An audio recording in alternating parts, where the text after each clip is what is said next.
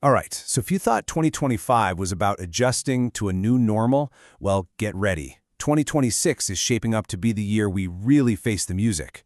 We're going to unpack what the experts are forecasting, and it all boils down to two massive forces on a collision course. Incredible runaway technology on one side and some seriously fractured geopolitics on the other. And to kick things off, Morgan Stanley has a pretty interesting name for it, the Year of Risk Reboot. So what does that even mean? Well, the idea is that we're seeing this big shift. We're moving away from those huge, vague economic worries and getting back to the basics, the fundamentals. It's cautiously optimistic, you know? It's saying, hey, the opportunities are definitely out there, but you've got to be smart about where you look. And really, this sets up the big tug-of-war for the whole year. On one hand, you've got this really supportive policy backdrop. We're talking fiscal stimulus, deregulation, all stuff designed to pave the way for growth. But on the other hand, you have the economists sounding the alarm about just how turbulent the world is. The old rulebook, it's kind of being thrown out the window. Things are fraying at the edges. Okay, let's dive into the first major driver. And this one it's giant. We're talking about AI. And look, I know what you're thinking. AI has been the buzzword for a few years now, right? But the conversation has totally changed. It's not just hype anymore. It's not a future thing. It's here, and it's a core engine of the global economy, right now.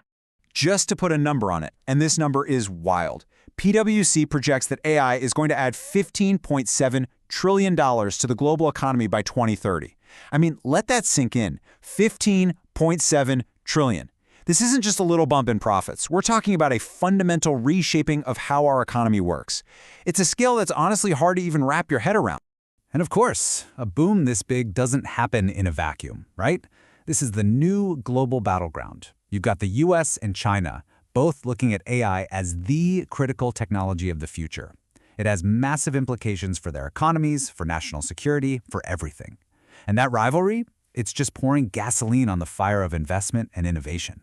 And this isn't just theoretical stuff. We're already seeing the real-world ROI, the return on investment. In finance, banks are getting way more efficient, like up to 15% more. In manufacturing, a whopping 75% of companies are now using automation in their warehouses. And in healthcare, we could be looking at over 640 times billion dollars in cost savings.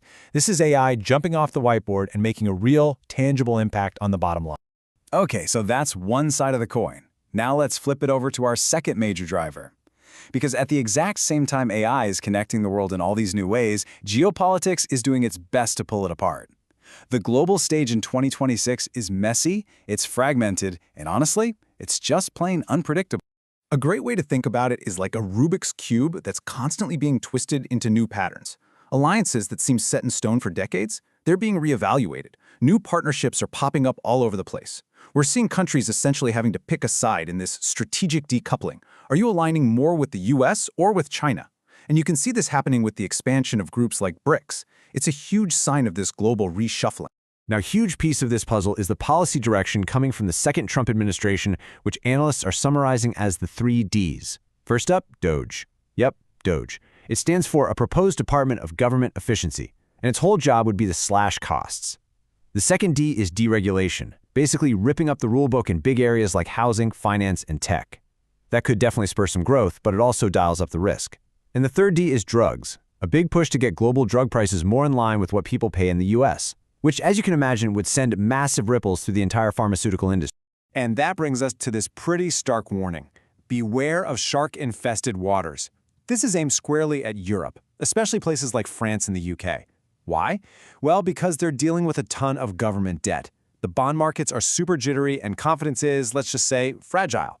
It means that just one wrong policy move could spark a major crisis. Think something like the UK's Liz Truss moment all over again. So we have these two massive forces, AI pulling things together, geopolitics pulling them apart. The big question is, how does this actually play out on the ground? Let's take a quick spin around the globe and look at the world's economic map to see how different regions are handling this new reality. So here's the quick snapshot. The US, it's expected to keep leading the pack with pretty steady growth. The Eurozone is growing too, but a bit more slowly. And then you have China, which is in the middle of this huge economic pivot, and that's causing its growth to fall a bit behind the US for now. Every region is really playing its own game with its own set of rules and challenges. Yeah, the US is still pretty much the anchor of the global economy. Why is it doing so well compared to others? It's this powerful combo of strong business investment, government support, and the fact that it has just gone all in on the AI revolution. That's what's really driving a new wave of money and productivity. When you look at Europe, though, it's really a mixed bag. You've got Germany getting a nice boost from more government spending, especially on defense. But then, remember those shark-infested waters we talked about? Well, that's the big shadow hanging over France and the UK. Those serious financial concerns are creating a lot of potential risk. Meanwhile, over in China, they are completely rewriting their economic playbook. For years, it was all about real estate, real estate, real estate. Now, they're pivoting hard. The new strategy is all about advanced manufacturing, clean energy, and selling a wider variety of things to the rest of the world. That's their new bet for the future. So what about the emerging markets? Well, this might surprise you, but the outlook is actually pretty good. It seems like they really have the wind in their sails right now. A stable US dollar and people buying things at home are creating some really great conditions. But it's not all smooth sailing. You still have regional hotspots, like the trade tensions between the US and Mexico, which just goes to show you that there are always risks lurking. Okay, so we've gone through all the data, the forecasts, the different regions. What's the big takeaway here?